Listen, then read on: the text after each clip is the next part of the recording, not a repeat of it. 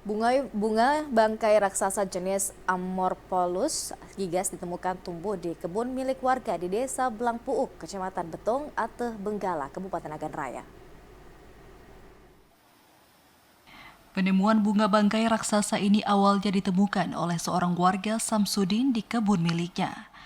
Jenis bunga yang aneh membuat dirinya penasaran, lalu mengabadikan foto istrinya di dekat bunga tersebut dan mengirimkan ke keluarga, sehingga foto istrinya yang berpose dengan tanaman langka itu akhirnya ramai beredar di media sosial.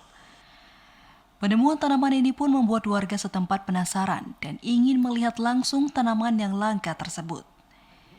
Menurut keterangan Samsudin, spesies tanaman langka yang dilindungi ini sudah berusia 3 minggu dengan ketinggian sudah mencapai kurang lebih 4 meter.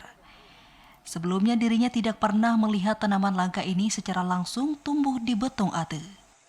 Penemuan pertama kali kita lihat kayak kayak apa?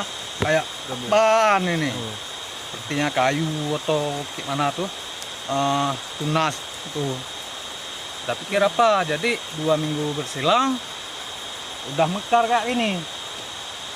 Jadi kita belum tahu juga apa, tapi ada juga orang bilang itu bunga bangkai.